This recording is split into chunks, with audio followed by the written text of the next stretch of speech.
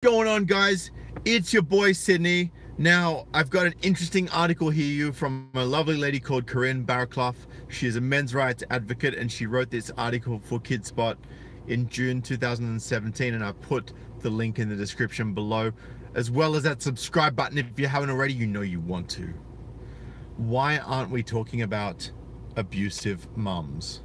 And it's kind of hard for you to see that there with the reflection, but it's basically a little girl cowering in the face of her mother there.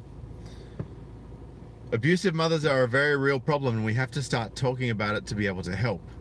Did you know children are more likely to be harmed by their biological mother than father? Neither did I until very recently, but why am I surprised? And why will you be shocked? Because we don't talk about it. The media doesn't talk about it. Politicians don't talk about it. Feminists don't talk about it. Nobody wants to admit it because it is the politically incorrect truth. No one wants to talk about it. Society is totally in denial that women aren't always victims. You're damn right, they're totally in denial. We have all been conditioned to believe the majority of people who commit abuse are men, but it's not true. I know it's not true. There are good women and bad women. Children are far more likely to suffer neglect or abuse at the hands of their mothers. Now, I know this is going to ring true for some of you guys because some of my female and my male subscribers have both been the target of vitriol and abuse from their mothers. So we know this happens. It's so important that we all put aside our preconceptions and look at the facts, even though they're uncomfortable. Families mourn lost kids in Cairns after the stabbing of 8 children. All right, so we got that there. Statistics show a different story from the one we are accustomed to. Data from Child Protective Services in the US mirrors the pattern around the world. Of children who become victims of maltreatment, the huge majority of perpetrators of the crimes are the biological parents, not adopted or foster parents, as you may think. The Child Family Community Australia reports a British retrospective prevalence study of 2,669 young adults aged 18 to 24 by Maychal and Corson's study in 2005 found that mothers, this is back in 2005 mind you, this study comes from, found that mothers were more likely than fathers to be responsible for physical abuse, 49% of incidents compared to 40% for biological fathers. Other sites that are trying to raise awareness in this area will bombard you with statistics. Breaking the Silence, for instance, says 71% of children killed by one parent are killed by their mothers. 60% of those victims are boys. A report by Australian Institute of Family Studies released in October 2016 found boys were more likely to be the subjects of a substantiation of physical abuse, neglect, or emotional abuse than girls. DHHS data in the UK show that of children abused by one parent between 2001 and 2006, 70.6% were abused by their mothers. 29.4% were abused by their fathers. You don't have to drown in statistics to see reality. You only have to read news headlines that sadly are all around us. The truth about violence is that it has more connection to morality than gender, and not all women are natural caretakers. That is correct. And we had 2 sons that beat their single mum to death for constant mental abuse in Las Vegas. See, you know, it's if you abuse the tiger for too long, the tiger's going to bite back, right? And that's why we're seeing a lot of these examples of men attacking their mother or their ex-wife because they've had enough and they've been pushed past their limit. And I'm not saying that all of these instances are because of that. I'm not saying that any of them are acceptable. I'm not saying that. But it is unfortunately how things go. And the CDC has data online saying that women are children are victims of violence from women more often than men. The statistics and the facts are everywhere. Now, this is interesting, right? And I agree. Women who abuse children are criminals. This is a million miles away from the Mrs. Robinson stereotype. It is not more okay that female teachers have sex with their students than vice versa. On Sunday, it was reported that an Australian mother pleaded guilty to 26 offences, including sexually assaulting 3 of her own children. Unbelievable. She'll be in Newcastle District Court this week for sentencing. Heartbreaking, doesn't even come close to the horrors these poor children have seen. There are so many gruesome stories. Why are we still in denial? And ultimately, it's children who continue to suffer. Why is society not being honest about abuse and violence? Isn't it all of our responsibilities to help to protect children? Doesn't that start with acknowledging the truth? Author and psychologist Meredith Fuller says, there is a societal idea that it's easy to have children. You should be able to cope and feel blessed. Abusive mothers are a very real problem, and we have to start talking about it to be able to help. We have no language around it. We have made it completely impossible for a mother to say, I feel violent, I want to harm my child, I'm overwhelmed and I don't know what to do.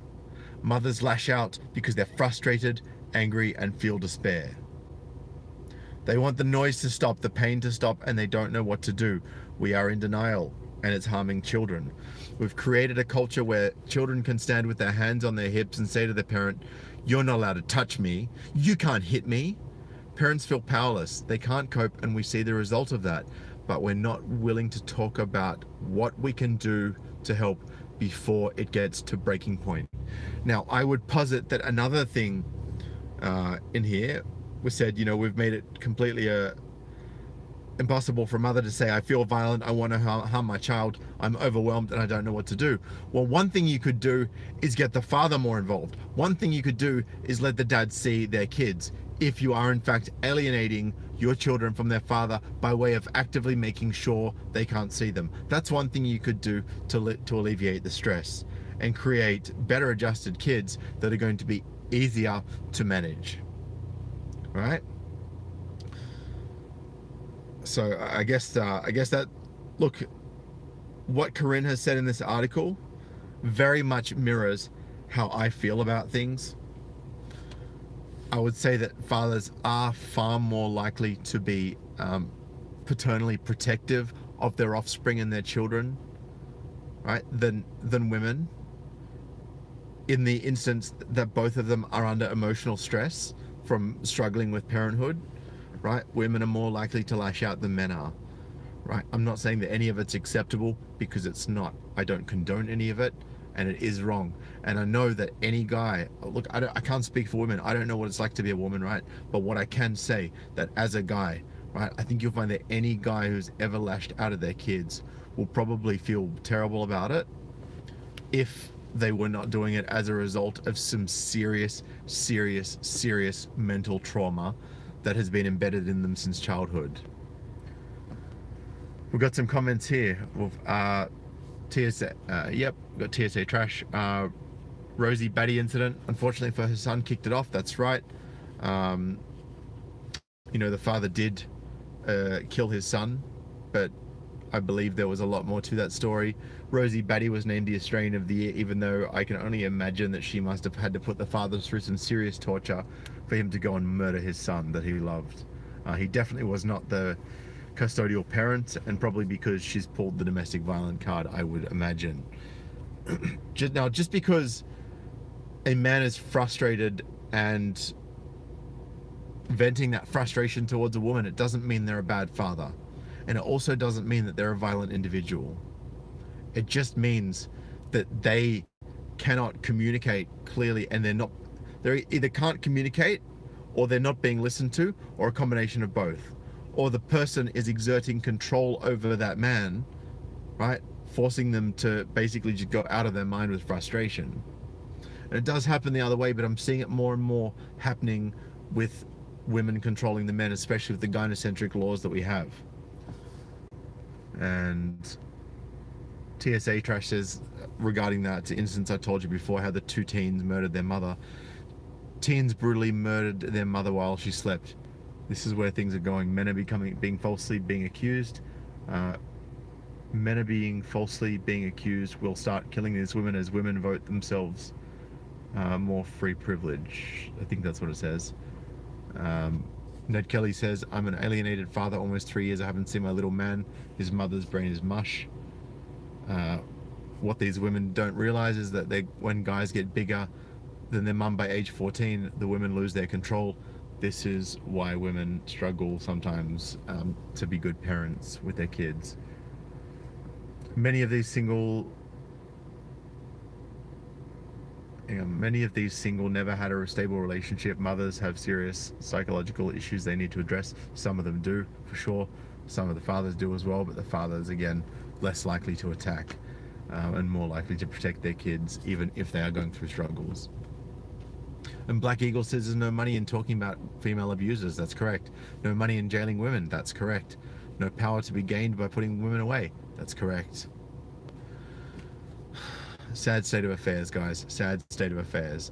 But, you know, go and check out that article. Tell me what you think in the comments below. And if you do have a story where you've been raised by a single mother, or you've been abused by your mother, feel free to reach out and share that story with me.